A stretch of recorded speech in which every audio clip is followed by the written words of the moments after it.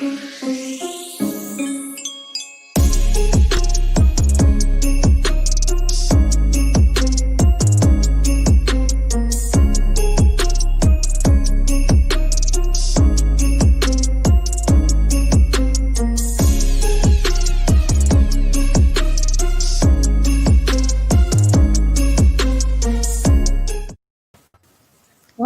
we just made it.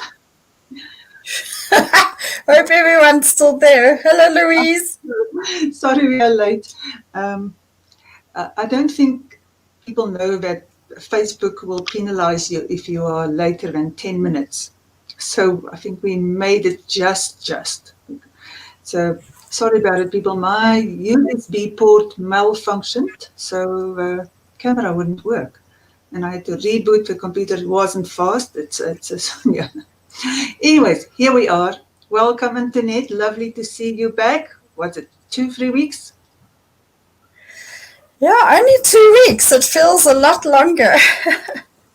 Hello, it's good to be back. Hi, Louise. Hello, everybody. I don't know who's here, but hello. We'll go and check now. If Norma's sitting in the front row, I hope she is, and we'll see if everyone Hello, Norma. Well, I'll go and check now. Who's in? Okay. And in the meantime, okay, so we are talking tonight about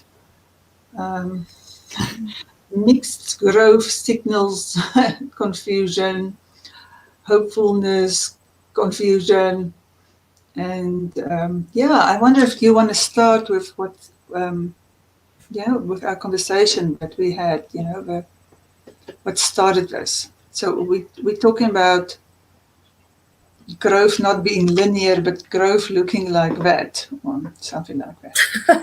And feeling like that too, actually. Yeah. Okay. All right. So, I just want to try something new here. Sometimes one has to just try something that's, I'm going to do this and see. No, so I don't want to do this. Now full screen. Okay, and I can't see the controls, but it's not working. Okay, I'm trying to put you on so you can talk, because you're going to be telling us what started this. But I'll just sit here and listen. Okay, go. So, my journey of healing, or recovery, as you call it, recovery is a good word. Recovery from an embattled mind state, from borderline personality, actually, in my case.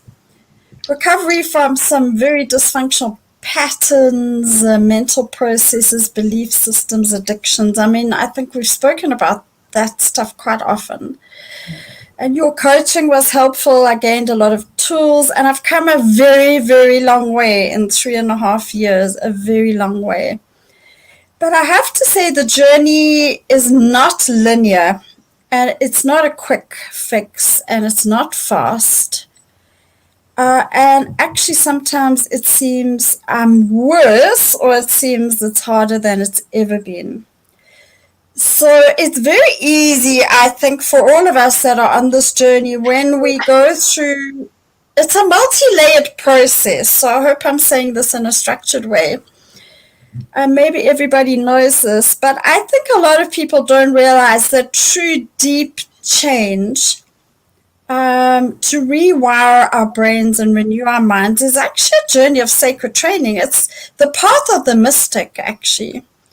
And if you read up of any of the journeys of healing of the mystics, they didn't have it easy. It's not for sissies, because it requires, as Carolyn May says in a very amazing book, if you haven't read it, Healing Beyond Reason, I'm busy reading it, that we can heal anything, mentally, physically, or spiritually, but it has to start with truth. And the process of healing this embattled mind and the prison of the mind is to see everything for what it really is and what's lurking in the subconscious. And that's a multi-layered process, because I think most of us could not handle all of it coming up in one go. It would just be too extreme, especially for someone like me. It would have killed me, actually. So every time I think, there we go, that was a big layer, I've unpeeled the layer, the deepest layer, and I'm like, everything's good now. And then I hit these like speed wobbles, or just like that drawing. It feels like everything gets all scribbled up again and messed up, and sometimes even worse, to be honest. And thank goodness I know the journey. I know the journey because I've studied the path of the mystics. I've studied the dark night of the soul. I've studied shadow work just informally. And I've been to a good coach, as in you, and I've read some really good books which explain this journey. Yeah, and the journey is one of rewiring your brain, renewing your mind, and that is a repetitive process over time, and it's not linear. And what happens, I think, and that's why I wanted to share this tonight, when I share this one-on-one with people, a lot of people don't like it, and they actually counter what I'm saying because they think I want to live in my past, they think I want to live in a state of suffering, they think I want to live in my story. And maybe that is the truth, but the way I see it is that I have some very deep layers that are unpacking. And maybe for me it's more extreme than for other people, but it seems to... No, it's not. Yeah. No. But it's been so...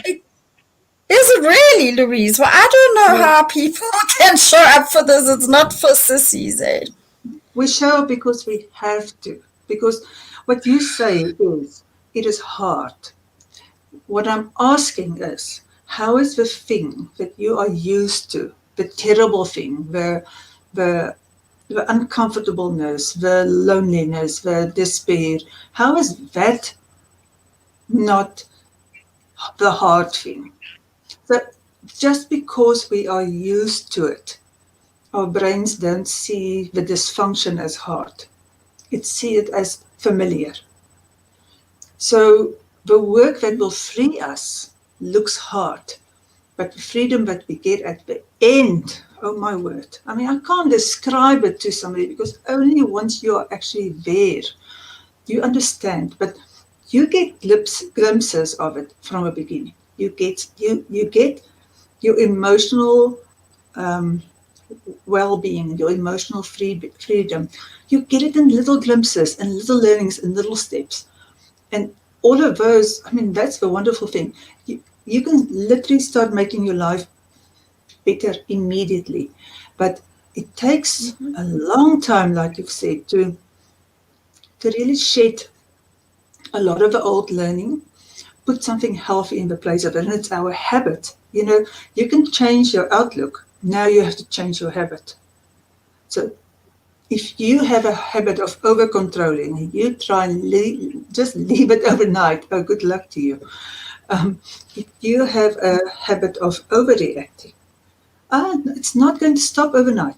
You actually have to learn why you are overreacting. And then a lot of us make the mistake of thinking that we are responsible for our own, you know, how we appear in the world and looking perfect and looking in control, and we are supposed to do everything. We're responsible for everything, and then we don't go and get help. And even when we go and get help, sometimes we try and look perfect.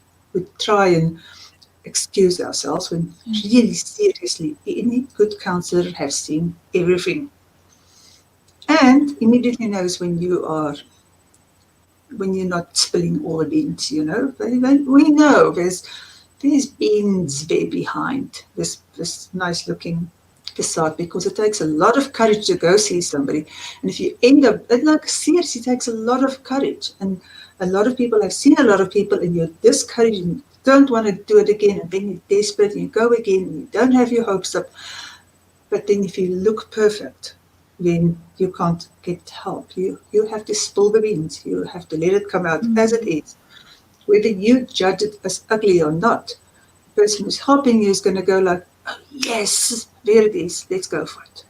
Let's go sort. And also, even just to help ourselves, we cannot change what we do not know. We cannot change what we're not aware of. So don't get me wrong, my life has changed 180 degrees. As you know, I'm a very different person to what I was 3.5 years ago. And everything in my life's better, but sometimes it feels like I'm going backwards, and sometimes it feels worse. And one of the reasons, Louise, is I feel things now. I never used to have any So good. feeling. Huh? That's so good. Okay, because we're so scared of feeling. Okay, so just want to add one thing to what I've said before, and that is we have blind spots. It's impossible for us to see our blind spots. Now, okay, so hold that thought about the feeling, because this is so big. We're going to talk about it for a long time. But I wanted to tell you something, Antoinette. You've never done a group work. Um, some people do group work.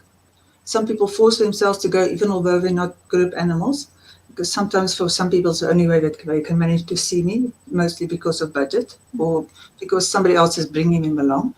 But the group work, weirdly enough, makes it so much easier, because you can sit there on your bum, you can show up for 12 weeks straight, not say a single word.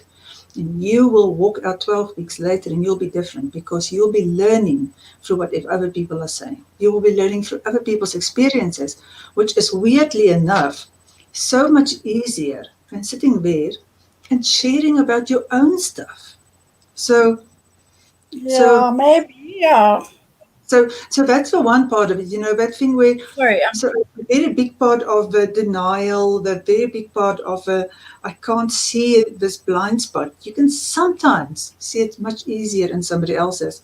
And that's part of the reason why in my book I have so many stories, because there are those stories of this person's life and this is what they've done. And it's open and honest. And some people have told the story to me, and a lot of them have just written it in their own words. So it's a real life experience. We can relate to it. We can, because we're so defensive about ourselves, and because we want to have this perfect front, even with a therapist, we can sometimes learn easier through somebody else. And it's a layer of our defense mechanism that we can drop when other people are around. And also, so in groups, you have a very big variety of experiences. If there are 12 people in a group, and I don't like groups going much bigger than that, not all 12 people are going to be able to participate. But you're going to learn from 6 different people, and they're all going to have a little tweak about this and that and that and that. And therefore, you just enrich what you are learning so much more. And it's sometimes people who don't even have a foggiest idea that they are doing a certain thing can sit and watch and go like, oh my word, that's me. That is just so me. How did I not know this? And it's easier to take. So that's the one thing I want to say to you. So there's a blend of it. So you have been able to really sit down and go week after week after week after week until you got big growth and made a lot of changes. But then exactly the way that you do it, you go out in the world and you go experience life a little bit better. And certain things we've mentioned before, certain things, if you're not in a committed relationship, you can't do that learning. There's a certain part of of of of our growth and our well-being that we can only finish when we are in a committed relationship, because all our fear triggers, they kick in. So no matter how wonderful you thought you were, no matter how grown up and I'm like so in charge of things now, I feel so empowered. The minute you walk into a committed relationship, all your fear triggers are there. You lose those big old panties and you have to start training all over again. Well, And then that's exactly what's happened to me. As you know, I was, yeah. yeah. Yeah. So So it's and then it's the relationship stuff, because that's always where we see the expression of yeah, our fears and our ego trying to keep us safe, and how yeah. we react to all of that. Yeah. And also, certain things have to happen to us before we can actually really go through it. So I I really, I mean, um, only when my mother was dying, I could go through applying what I've already learned in my head. I could learn and I can experience it in the moment how to be different. I couldn't prepare myself for it. There was no ways I could be ready for it. And I had no theory in my head, but I had to learn on the go. And so luckily I had that to go. But because we're so very tightly connected to our mothers and our mother stories, a lot of my mother stories only got healed at that time. It wasn't that I wasn't aware of it. It was that I needed that opportunity in order to go heal my mother stories finally and put it behind. And I just couldn't do it until that moment. And like one of the things which I've talked about before is that I didn't sleep since I was 10 because she said to me, here's my will if I die tonight. So, and I didn't connect the dots until she was actually dying. I mean, I couldn't sleep again. And then it was like this. Now, we're going to have a lot of things like that in our life, which you cannot preempt it, no matter how much you want, no matter how much you want to prepare yourself, no matter how together you want to be, how serene you want to be, how in grace you want to live. When that shitstorm hits the fan, you are going to mop up. Tough luck. And you're going to have to get a new, stronger version of yourself on the other side. And you're just going to walk through it. But the difference is now, it's like you said, you're not in desperation anymore in the middle of a shitstorm. You know that you can get through it now. And you know that inside you is a calm, serene person who will weather this. And I know why it's happening. I know exactly what the process is. So as uncomfortable as it is, I'm okay with not being okay because I know this is the journey. And if I push it back, suppress it, go back into my old coping mechanisms, then I'm not gonna come to full healing. So, and I'm very committed to that. I'm not gonna give up there till the day I die. Nobody goes back willingly. Once you've tasted what emotional freedom tastes like, you don't want to go back. You may slip back a little bit and have a weak moment or a bad day or a challenging experience in your life, but you don't willingly go back and you don't stay there because you've got the tools to come out of it. Well, I think it's subconscious, Louise. So I think that the ego has a very powerful, as you know, grip on trying to keep us safe and loved. So when you see your narcissism, I had to see it myself now in my relationship. And by the way, I healed my mother and my family thing completely now. It's taken me over 3 years, but so you're right, it's a process, and we just keep on trying. Now in my relationship, I'm seeing myself, and it's not pretty, but I know it has to be seen, and so, I know I'm still. Yeah, sorry. Go ahead. I'm interrupting. No, carry on. I was telling about your relationship with your family that you've healed. You knew in your head, and you had to go to the situation. You had to go be in the situation.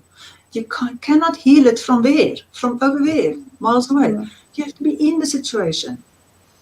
And this is the thing where I want to say something about the mystic, because you know what? It's not a word that everybody understands. So I like to use words. What word?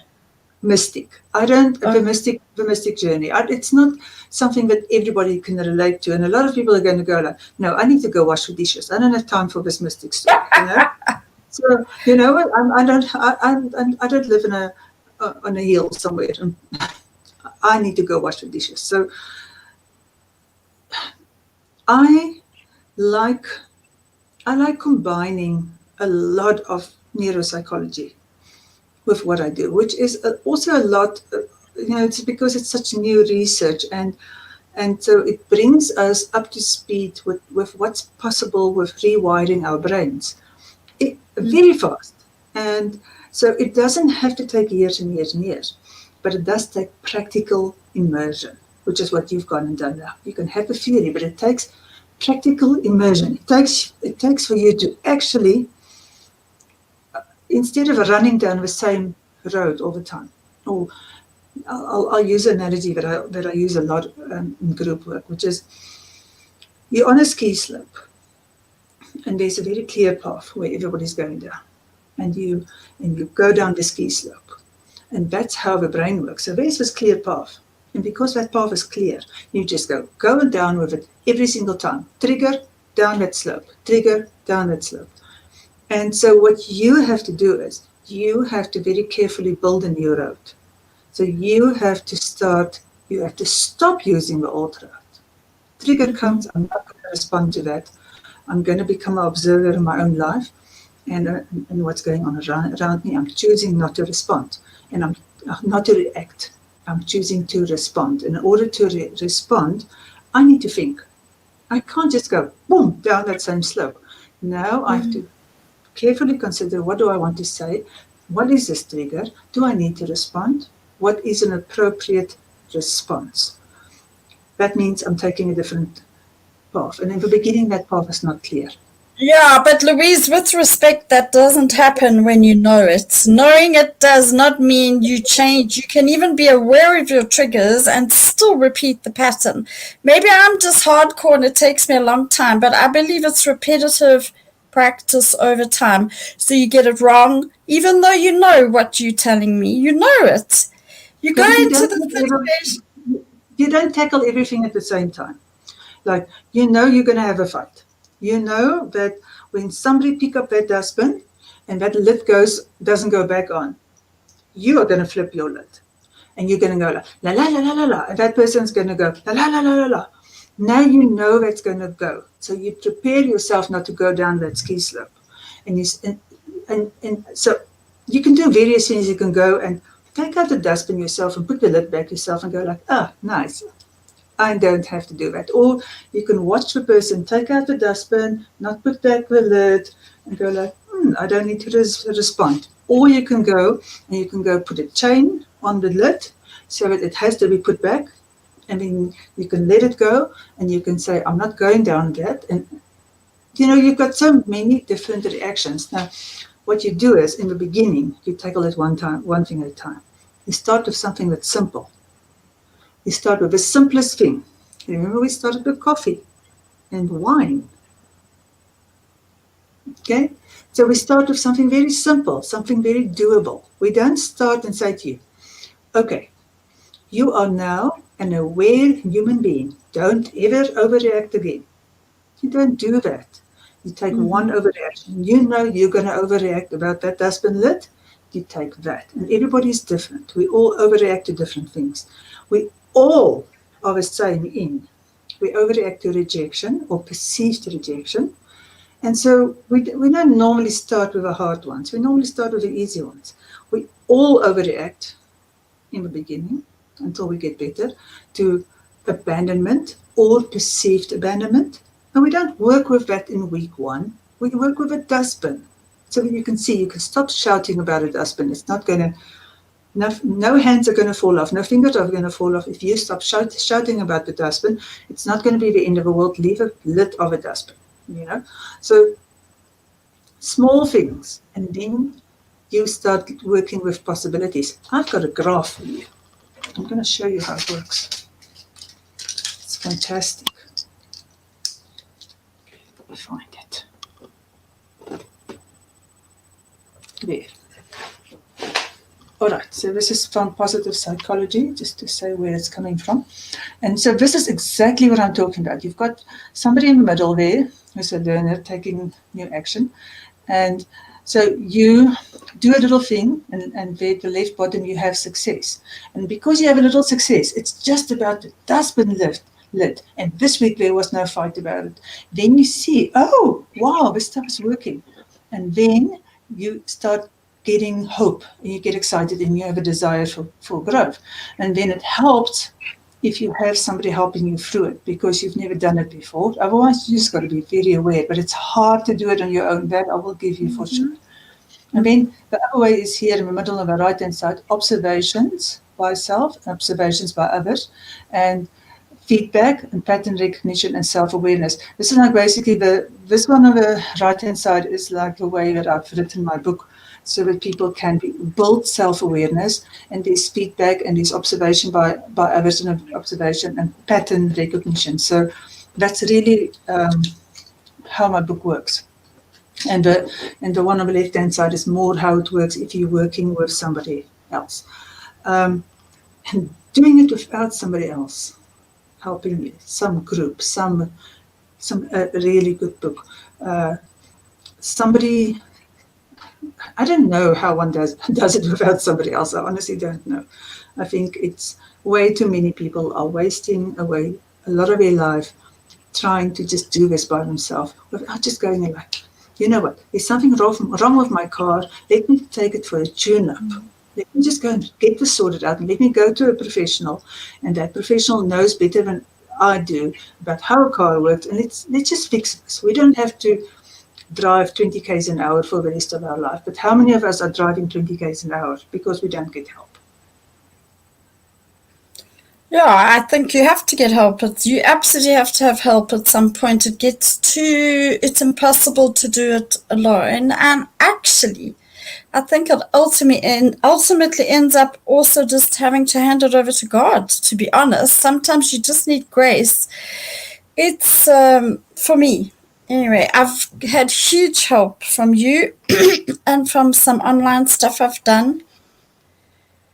Yeah, but at the end of the day, you still have to show up. Even if you give me the tools and techniques, I still have to show up to deal with what comes up and to have compassion. I think what I wanted to say tonight, because it came to me very clearly now while I was away, because I can be so hard on myself, as you know. For all the inner work I've done, I still bring out the flipping whip and I start. And I'm like, no, Antoinette, you look at what you have done. So I stayed 2 days with a friend. We stayed 2 days before I came back here. I hope she's listening. And she handed me a book about the mind, Battlefield of the Mind. And she spoke to me for a while because I was in quite a state. I felt like I had not been a nice person. And your mind starts telling you you've regressed and you know, like, why have I gone backwards and I'm never going to get there and I'm a hopeless case? Because some people don't heal. And that's another thing we have to know. Some people don't. Everybody can, but some people don't. So I started getting into that. I'll never get there. I've regressed again. But she reminded me, she sat me down on the edge of her bed on Sunday morning. She said, you have not regressed. This is the journey. Stay with it. It's not easy. But that is the journey. It's not easy. And how much have you progressed? Let's look at that. And then she gave me this book. I read the first 3 chapters, and that's when I suggested this topic, because this book says, please have patience with yourself. Have compassion with yourself. It's not instant, and maybe some people get it very fast, Louise. I had a big aha from my sessions with you. Those tools have helped me all the time, but it's still been 3 years for me, and I don't think that's unusual. Maybe it's harder for me than for others, but I don't think people get there in 3 weeks. And I think a lot of the spiritual teaching and coaching and stuff out there makes it seem more instant than it is, because if you get this aha, if you get the knowledge, then you got it. And that's not true. We all know we have to live in the moment. Anyone who's listening to this live now knows everything I know intellectually. But to actually get out there and renew your mind and rewire your brain is a process. And it requires a lot of patience, a lot of compassion, a lot of grace, and a lot of help. And that's where you can come in. Yeah, but you know, Antoinette, that's why I don't call myself just a counselor. When I did my counseling course, I realized, I can't sit here and let people just talk. It's like, no, really, this is bullshit. I can't do this. I am too impatient myself to sit and wait for 6 months to finally get to some sort of another 6 months of my life missing, I'm just sitting there and talking to somebody. And I don't want to do that anymore. And I've done that for a long time. And so I decided that I will do a coaching certification also, and that's why I call myself a coacher, which means if you're learning how to swim, I'm standing on the side. I'm not swimming with you. You're the one swimming. You're in the water. But I'm standing on the side and I can go, bad form, bad form, lift that leg, head lower. No, this is never going to work. You want to get some speed, you need to practice that thing. That's literally what I do. I start with a dustbin. But your job is to be proud of yourself when you get that dustbin story right, and not throw it out out of a window completely because you have not managed to get to the top of Mount Everest. You have to be proud of every base camp that you reach, and you're gonna reach them when you reach them. Antoinette, I don't work the same time with everybody. I don't want to have expectations that I cannot help anybody in 3 weeks. If somebody has shown up for 3 weeks and I never see them again, there's going to be drama coming. They might be better right now. They might have a solution for a particular problem. But the underlying reasons why life was out of control, why you were not a self-empowered individual to begin with, why you were not able to self-regulate, those reasons will sit there, and that's the hard work. And I don't want, if I have to go write a landing page, if you're going to do this, and there's this wonderful program coming, and just come in, there's 16 easy steps, and just do the 16 easy steps, and then you'll be healed for the rest of your life. Run, because it's bullshit. Run, yeah, don't pay. Because it's not good. And I have a program where I've just set up a VIP program, and there's a screening list. I do not want to spend an enormous amount of my time with somebody who's willing to give me a lot of money but not do the work. It doesn't work like that. Move past. It doesn't work like that. You will only get results if you make yourself your own first priority and you spend time every single day learning how to be mindful, learning how to focus on your triggers, really having that internal conversation, learning how to be kind to yourself, getting help, reading the right things, watching the right things, just all the stuff that's empowering and that helps you to become aware. So all the awareness building stuff, if you do all of that stuff, you'll get there to the other side. But you can't rush it along. You can't say, I've read 365 books this year. I've shown up for a meeting every single week. Some stuff, there comes a point where I say to somebody, you need to go out and be a little bit in life now again. Go build that new business, or go get in that relationship, or go live on another continent, or go make peace with your family, or go get off the addiction. And then, when you need to get off addiction, don't run away, stay with your counselor. But, no, seriously. No, seriously, yeah. Seriously. But there's such certain things where you have to go live a little bit. And I'm not a fan of seeing people every week. I'm a fan of seeing people when they are ready. And that's what you're talking about. You go to your family, you have this wonderful experience, wonderful, hard, excruciating, upside down. A toddler just drew on your table. It's a mess. And it's called the messy middle. And it's called the messy middle for a reason, because it's messy. Because all of a sudden, when you start putting boundaries on people who've never had boundaries from you, and you start talking differently, they go like, what happened? Who is this person? Is an alien in our house? And some people are going to take to it easily, and some people are going to ignore it, and some people are going to try and keep the peace, and some people are going to just want to be innocent, and some people are going to just want to be, we have a happy family, what's the story? And some people are going to be reactive, and they all on their own stations. And it's not important to you, because what's important to you is where you are. And so because of the resistance to the new you, it feels like abandonment to some people, the resistance to boundaries, because some people cannot hear boundaries. They just can't. Some people have to be innocent at all costs. They absolutely don't know how to take responsibility. They are too broken inside to take responsibility. So you're gonna show up in life with a lot of imperfect people, and they're all gonna come and vomit their reactions all over you, and then you're gonna feel dirty, and it's not you. Mm-hmm. You just have to learn not to take it on. Wash the vomit off, sweetie, and carry on. Because it's not you, it's external. But the more you go on this journey, the more clearly I can, most of the time, it's very crystal clear for me what's my stuff and what's other people's stuff. The hard part for me is to see myself and the way I react to certain things. harder for me than what other people do towards me, to be honest. I kind of don't take things very personally anymore, and mostly I can draw boundaries and stuff, but stuff comes up in me that I go, oh my word, who's this person? But what a blessing is that, Antoinette. It's such a No, blessing I'm when that not saying it. happens. I wouldn't be sitting here talking about it if I thought it wasn't a blessing. It's Yeah. absolutely necessary because what you don't know, you can't heal. So I know it's a blessing, but it still doesn't make it easy to see stuff in yourself, whether it's narcissism or paranoia or But don't, overreactions or don't, don't give it those labels. The minute you call it narcissistic, you put a label on it. You make it negative in your head. Stop calling it labels. It's just your journey and your growing. And you need to go through those reactions in order to recognize them and neutralize them. So it's a gift to you.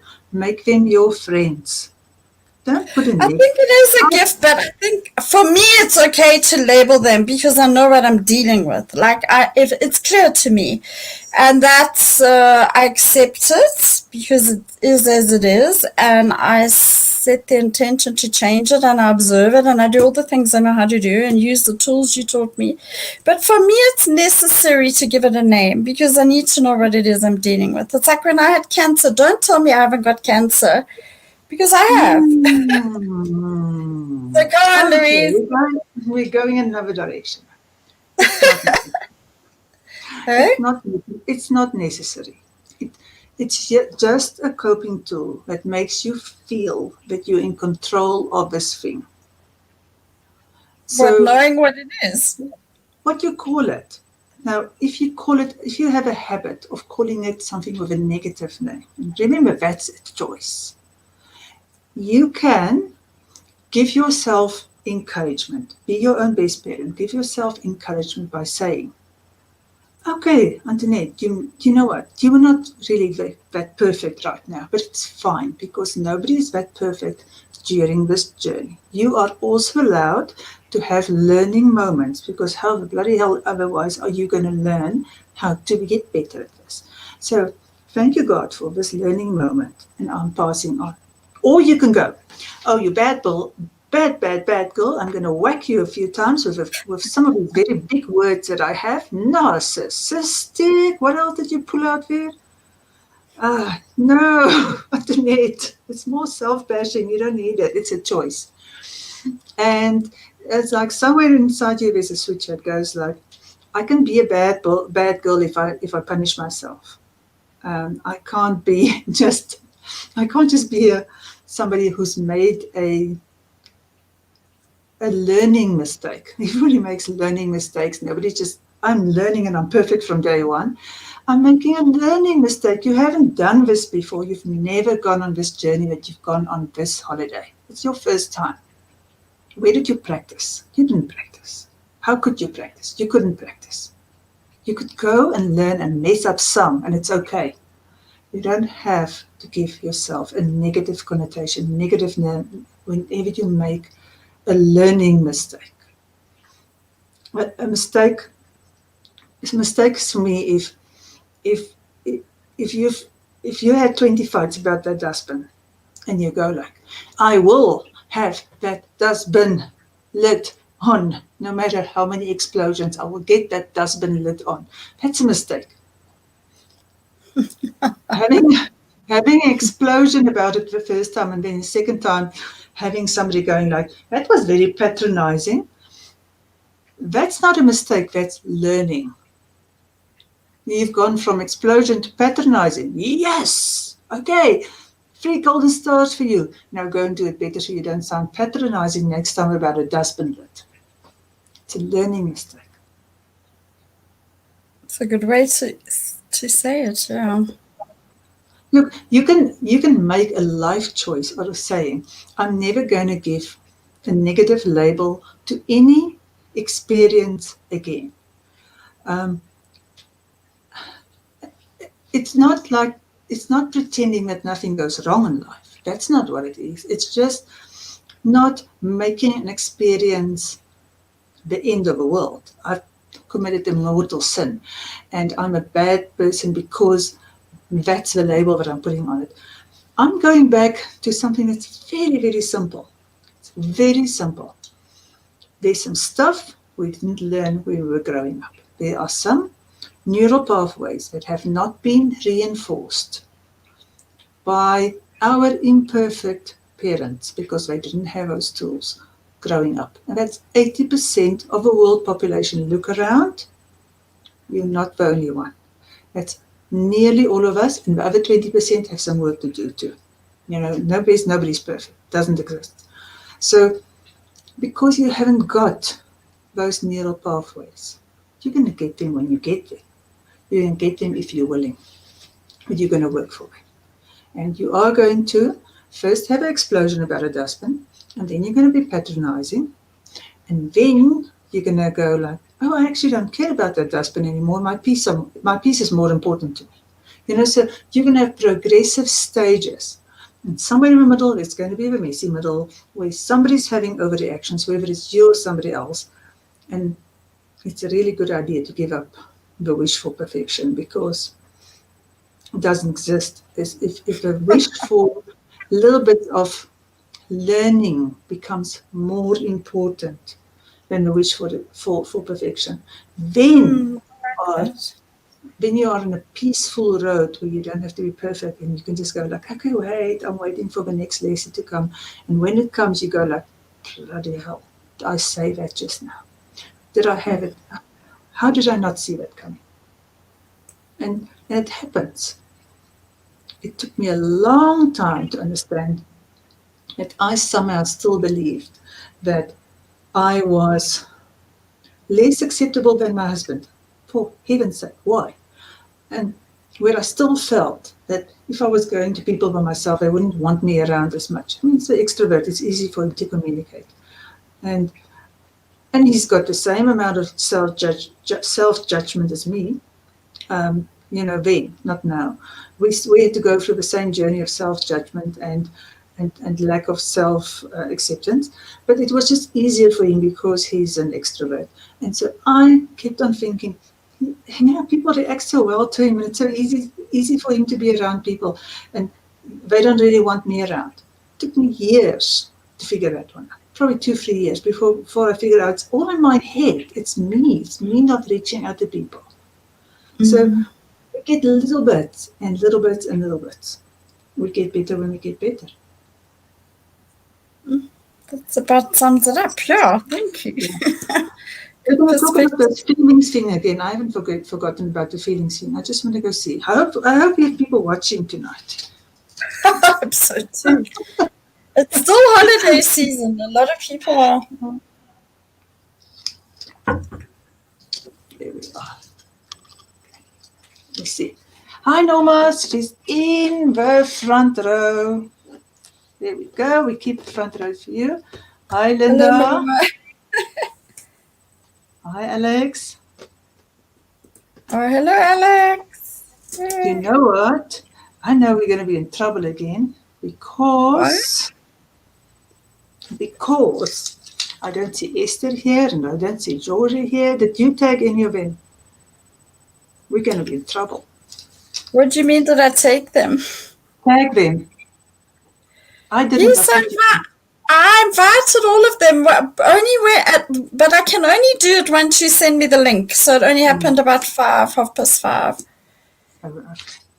Remember, it goes out 4 o'clock all the time. It goes 4 o'clock. It goes out 4 o'clock in the afternoon.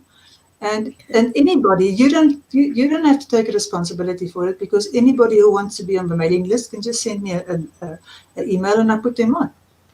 Yeah, and I posted it on the group. I think Esther saw it. I'm sure. Maybe she couldn't make it.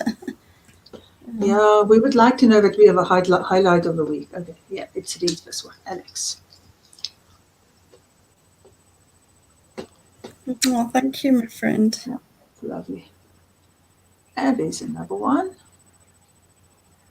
Oh, and you were both there for me. So I think it's very important to have a support system, Louise. It's good to have a coach. It's critical. But to have hello, Teresa. But it's very important to have people that understand this journey. I mean, I'll never forget Norma telling me exactly what a friend just told me this weekend. You're not going mad. You're not regressing. It's okay. You're just going through another very deep layer. Norma, thank you. You saved my life then, actually, because I wasn't doing coaching. And so people that are going through the journey, really, it's a little tribe that we need to support each other. And Alex and Norma, I don't know if Linda's here. Is Linda here? Linda's here. Linda's here too. Yes. Hello, Linda. Yeah. I don't know who else is here. Hello, Teresa. Teresa and I sometimes chat. It's such a gift to have people to be able to support us and that we can support. There's Linda. Hello, Linda. Okay, so let's talk about this feeling thing. Because, I mean, this is so big. It's probably the biggest thing you said tonight, which was it's messy because you're allowing yourself to feel. It's hard. It's difficult. So where was the feelings all the time? What did you do with them? Suppress them, I guess. Negative feelings, anyway. Actually, I never experienced joy in my life before I had cancer. I never experienced love. You can think you are. You can think you're experiencing those things. And when the negative emotions came, I had a constant grinding anxiety and fear my whole life, actually. Even if I was in paradise on holiday, I had it.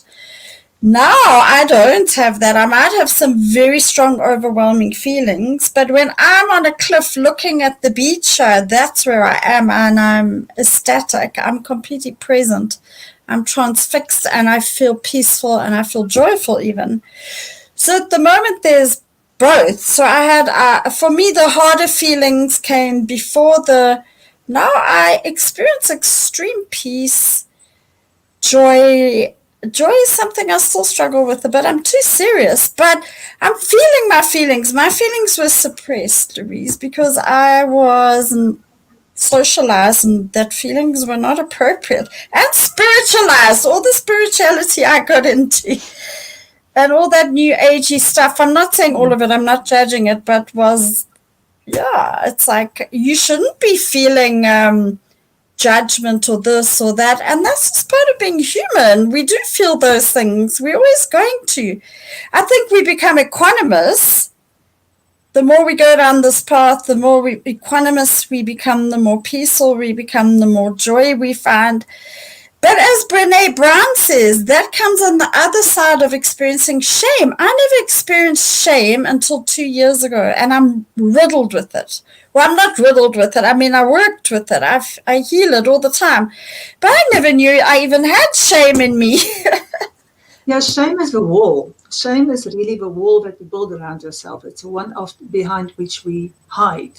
So as long as there's a wall of perfection or a wall of not letting people in, trusting people, it means that we have shame. Because if we don't have shame, we won't build a wall around us. But the other thing which is important is that as long as you are judging yourself, you'll be judging others. And the minute you stop judging yourself, judgment for others go away. And in its place, you only have a deep, deep, deep empathy. A deep, real empathy. I'm not touched by judgment from other people anymore. I don't even know if it exists, and I don't have my radar on to pick it up. It's switched off. I couldn't care less. And I really do not have judgment of anybody. I have opinions. I'm not saying I don't have opinions, but an opinion is not the same as judgment, because you're supposed to have opinions in life. You're supposed to decide, I like Donald Trump or I don't like Donald Trump. That is you are supposed to decide that for yourself, and it's got nothing to do with anybody else. But a judgment is to put a negative value on something that has nothing to do with you. That's like really the long and the short of a judgment. Put a negative value on something that has nothing to do with you. And instead of just having deep empathy, because people who are having negative manifestations of their hurt is going to get a lot of judgment from people. People who are walking around unhealed they are going to get a lot of judgment from people, but once you actually get to the stage where you've healed yourself so much, that need to judge others goes away, and you remain with just deep love and empathy, and the openness. So again, if you are judgmental, then it means you need to go look in yourself. Where are you still judging yourself? Because if you stop it, it goes away for other people. And a lot of these other neural pathways that we have, blaming others or being innocent or avoiding conflict, all of those ones, they just start going away slowly. So you don't need to do this anymore. Some of them you have to really address, because some of us have got bigger problems in certain areas than other areas, depending on how we've been brought up and how we've been conditioned. So that's just rebuild, becoming aware and changing the neural pathways. But now the feeling, that's the thing. Because when you are scared of feeling, what are you really scared of? What is the thing behind? If you are refusing to feel, what is sitting behind it?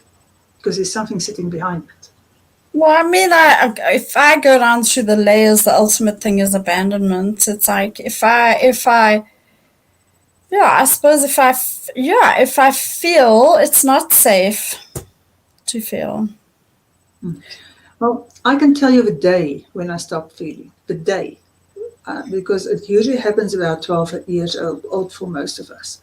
It usually doesn't happen before that, but along puberty, we have starting to become, we have more discernment about, we start to become a little bit more objective about our parents, and we can then start viewing them in a different way.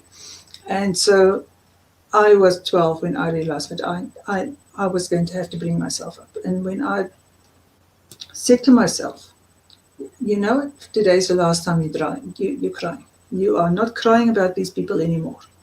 They are never going to be there for you. You are doing this for yourself from today. And most of us have a version of that. Most people, when I ask them, when you've been deeply hurt, you walk around with a version of that where you've given up on your parents, round about puberty, where you realized that no matter what you do, you are never going to satisfy somebody, they're never going to be there for you. Or sometimes it carries on a little bit until the teenager stage when you become a rebel, and then your conversation inside is a little bit different. It is, okay, fine. You don't think that I can do anything right. You have all this judgment and criticism. See if I care. And you either switch off and you completely withdraw into a book or into the bad boys club in the back of a motorbike, or you go to the other side and you become a complete overachiever. And in that sort of stage, that's where it happens, that you switch between one of the two. Mm-hmm. And that's why you switch off your feelings. You switch off your feelings because you feel there's no help for all these feelings. The feelings are too much for you. They are too painful. You have nothing to do with it. The help is not there. Nobody see it. You don't get acknowledged. And like a classical case is where somebody's abused and you go to your mother and you say, I've been abused. They go like, oh, no, surely not. My brother would never do that. Your father would never do that. My father, your grandpa would never do that. No, that's my best friend. Her husband would never do that. That's the classical case of where somebody doesn't see your pain. And then you feel dirty and you feel shame and you switch off your feelings and you internalize it and you blame yourself. And all the other versions are versions of this. That's one that's extremely painful and that touches us all very much to the core if something like that happens. But any kind of abuse, any kind of neglect leads to the same place where you switch off your feelings and you just refuse to feel anymore. And then you refuse to feel. And then it becomes a fear that if I actually do feel and I show my feelings, I'm going to be judged or I'm going to break down and cry. I had a fear that if I started crying, the dam wall was going to break and I would never stop crying. That's how I felt inside for years and years and years. If I started crying, I will never stop crying. And then I started crying. It was the best thing, and then it was the most freeing thing. And then I cried and cried and cried for years about everything and nothing, and happy tears and unhappy tears. And look here, I'm still here. I haven't washed away. And you're amazing. I think I went numb numb, and then I went into kind of overachieving. Well, not that I was a huge achiever, but I went into masking that numbness through addictions, of always needing more or wanting more, not because I needed more money, but I just had to fill this empty hole. Too much alcohol. The sweet addiction of success. Well, I didn't even ever feel successful. That's the irony. I think it was just a distraction. I never ever, to this day, I've never felt like a successful person. I think, though, it was just a distraction, because chasing that next deal or the next million or the next overseas trip, and it wasn't conscious. It's not conscious. It's not like you go, oh, I'm not going to feel my feelings, I'm going to make another million. You just do what you do. It's never conscious.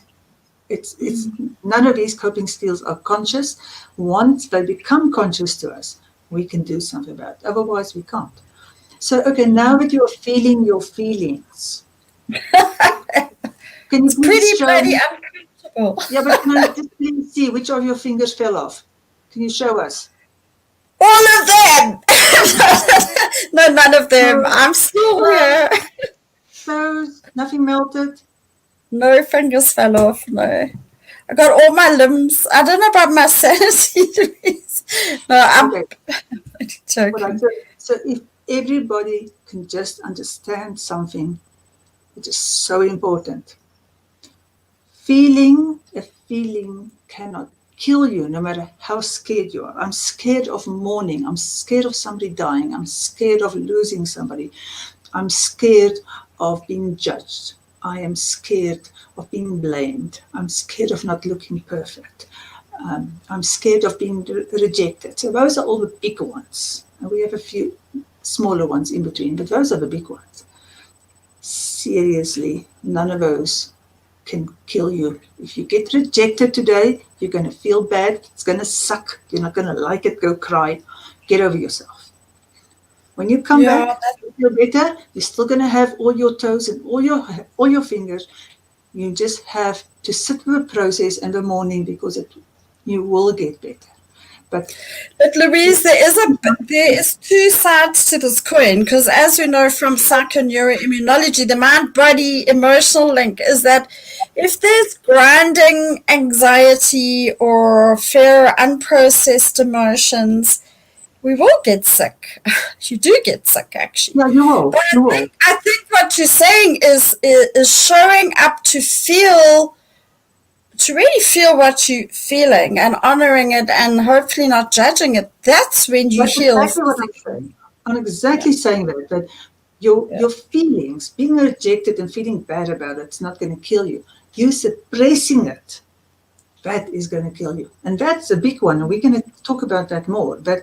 That whole suppression of your feelings. And that's, I call it resolving unresolved grief, because it's unresolved and people don't even know it's there because they squish it down so far and they refuse to feel it. I don't want to feel it because they're so scared. And that feeling of being scared of that grief is real, because you were 4 years old and you had no adult skills and no support system with which to handle that fear. So the fear felt like it was going to kill you.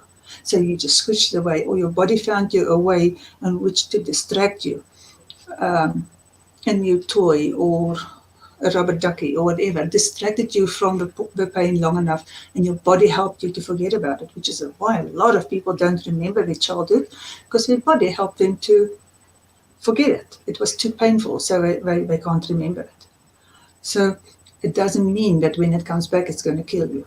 It was too much for a 4-year-old. It's not too much for you. You can feel it. Suppressing it is so bad for you, because you're going to mess up all your relationships. And you are not going to achieve what you are capable of achieving.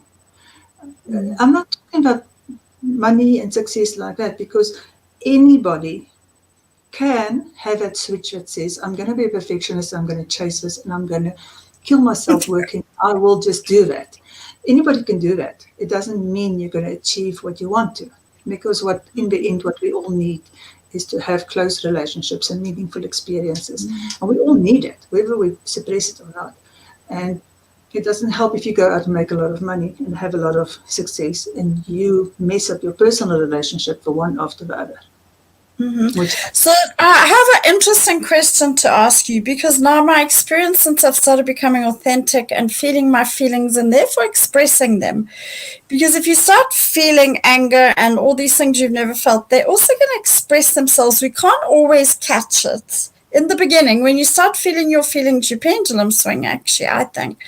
So what I found remarkable, Louise, which I never knew because of my socialization and my upbringing, I know that I can lose it with someone, I can have a fight with someone, I can be a bitch with someone, I cannot be my best self, and they'll still love me. Do you know how big that has been for me? It has been, it's so ridiculous. I'm nearly 60.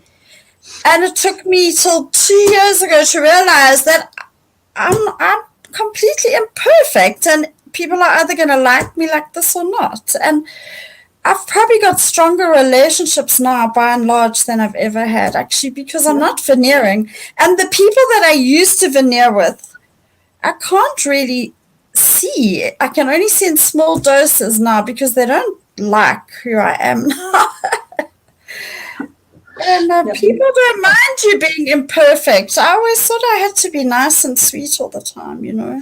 I'm me. I'm just me. And I have this enormous tribe of people who love me, you know, who don't only enjoy me, who love me. And I'm sure I had some people who were very fond of me previously, and I didn't let them in deep enough to let them love me because I didn't love myself. Yeah, we get better at this stuff. Let's look at some of our comments here. Let's see who else is scared of our feelings. Hi, Chris. Hola, Chris. Okay, there's Alex. Yes.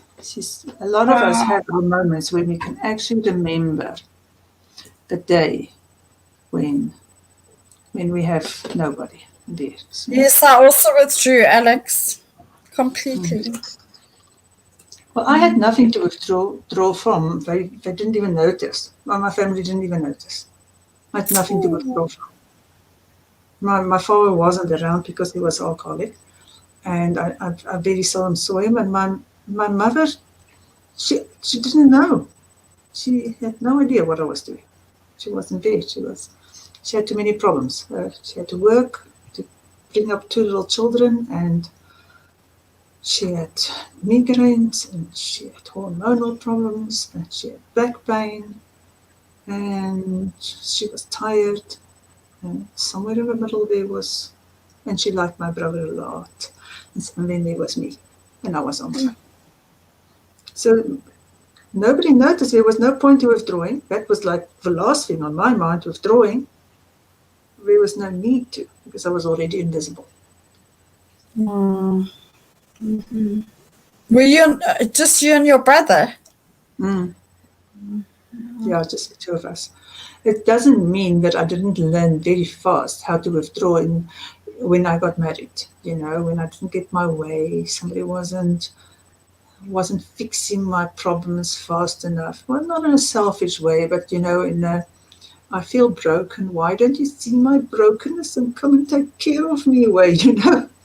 So then I would have a long face and be complete and hope it would get better. And yeah, so it's not that most people can still learn how to withdraw even if they didn't have that habit as a child, because it's a powerless thing. Withdrawing is a powerless thing. It's a thing that you do. And look, technically speaking, I withdrew from my parents emotionally, but I didn't withdraw. I was still there. I didn't go and sulk in the room or anything. There was no need to it. There was really no need for me. It was just emotionally I switched myself off. So that I went to a place where you can't hurt me because I'm not going to feel about you anymore. I'm just going to stop feeling anything. I'm going to stop loving these people because it hurts too much. That's basically what I said to myself. So, and just remember that anytime you withdraw, it's a complete and utter self-sabotaging thing because you give up all your power. You're not there, you're not present. And maybe as a child you had to because you had no other way and it was too painful and you had to not feel. But as an adult, the worst thing you can do for yourself is withdraw. You've got a voice and you've got a choice. And don't withdraw from those feelings. Feel them, express them, find a way to do it better. It's basically get help. Just get help. Yes, get help. And Louise, your help is good. I think everyone who's used you that's listening can vouch for that. So thank you. Well, I'm quite excited because I'm doing a whole lot of new programs now so that I can try and help some more people. So I'm going to do limiting beliefs in February. So then I can see if I can help a few more people get over limiting beliefs because we walk around with too many limiting beliefs. And yeah, it's all coming from the same place. We have bundles of limiting beliefs. And when we if we can shed a few of those, then of course what we'll be doing is we're unlimiting ourselves, which is wonderful and which is what I love, because we can all do that. Okay. Can I say something about narcissism? If you want to. Not going to be long, 2 minutes, okay? So just remember, because there's a lot of bad press for narcissism, we are all supposed to be a little bit narcissistic because there's a spectrum from 1 to 10. And if you're 10, you're narcissistic. And if you're 0, you're a doormat. And you have to be somewhere in the middle, somewhere in the vicinity of 5. Not a perfect 5 and not always 5, just somewhere in the vicinity. Go there, 3.5, 4, 5, 5.5, 6. Whereabouts. And not all days the same, but what it means is if you don't love yourself, then you are a 0. If you don't respect yourself, and appreciate yourself and celebrate yourself, you are a 0. You don't exist. You're there for other people. If you are a 10, you are everything in your world. Nobody else is important to you. You. And a lot of people who are deeply wounded only have themselves. And they're gonna sit down for a diagnosis. They are going to be diagnosed as narcissistic, and basically people are going to go like, tough luck, I can't do anything about you. I have a suspicion that I have been quite high on the narcissistic side before it became fashionable to label people as narcissists. I mean, it's not fashionable in a very positive way, just fashionable in the way of like, let me blame everything in my life on the narcissist who's mistreating me, shampoo me.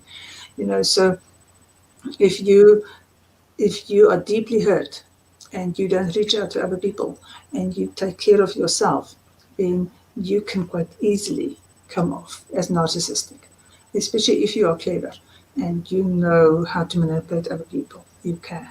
And it's not something that you can but you can't overcome. It definitely isn't. And I think a lot of narcissistic people have got the two polar opposites inside them, where they are a 0 and a 10. And both of those are there. And to bring them to the middle is to start applying self-love. And it's hard, but it becomes easy and it's doable. So that's just my 2 cents about narcissistic. I can talk about it for a very long time. No, thank you. That's an interesting perspective. Yeah, it's if you go study Jung, it's part of the studies of Jung. Okay, all right, Linda.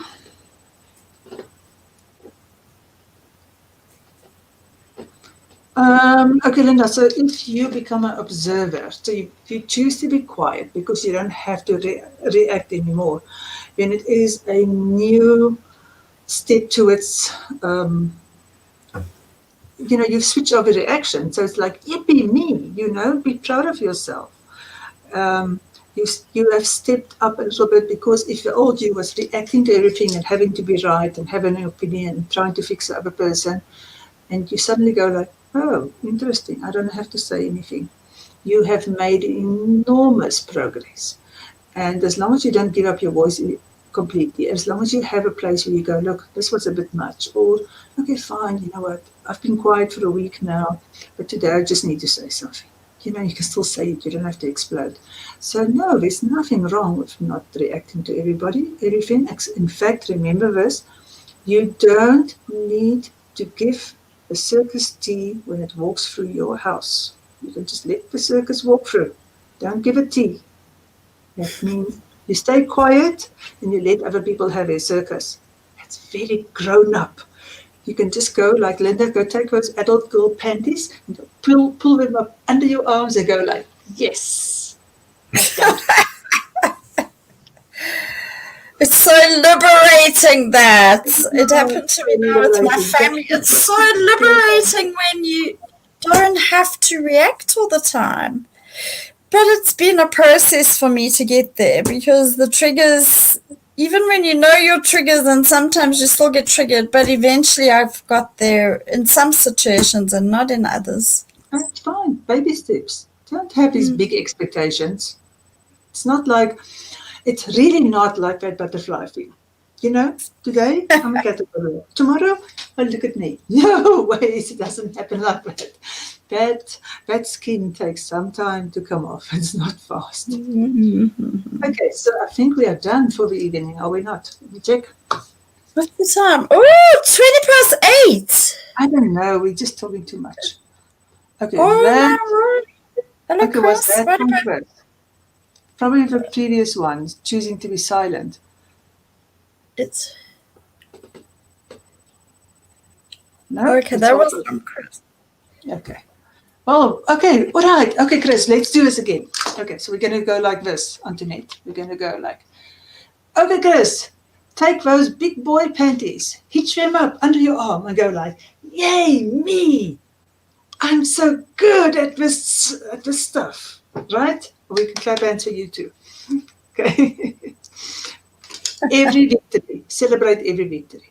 Each and everybody out there, celebrate every victory. Every little one, focus on your victories. Don't go bash yourself when you're not perfect. You're not supposed to be perfect. It's Doesn't very exist. important. Yeah.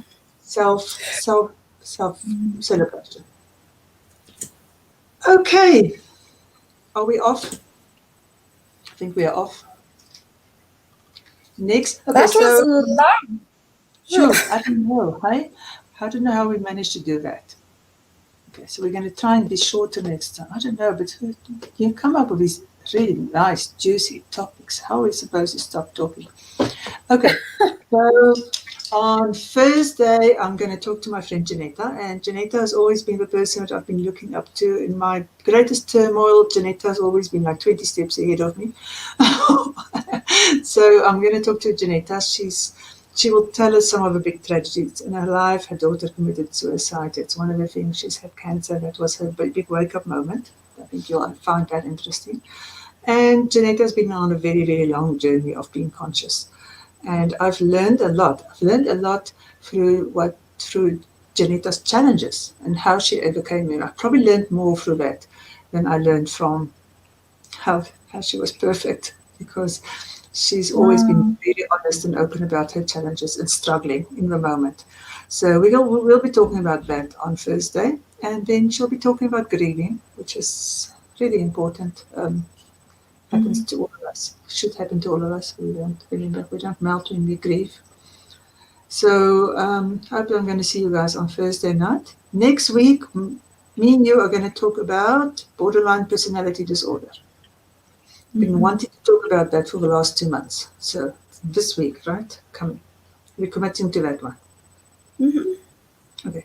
Other juicy topics will wait for the week after. Next week, borderline personality disorder. It's a big one. We might need more than 1 week, but let's see. Maybe. Okay.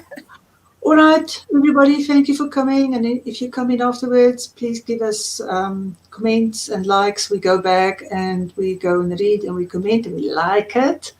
And thank you all for who's been here. It's so lovely to talk to you and connect here. Thank Keep you. yourself safe.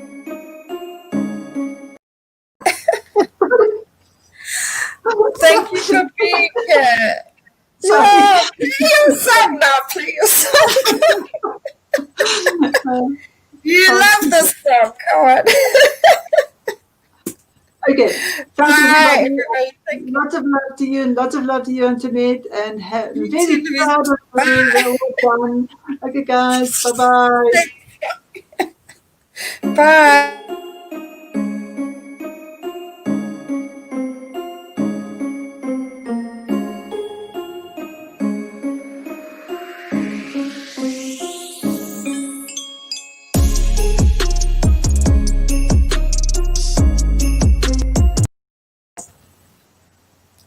Sure, that was long.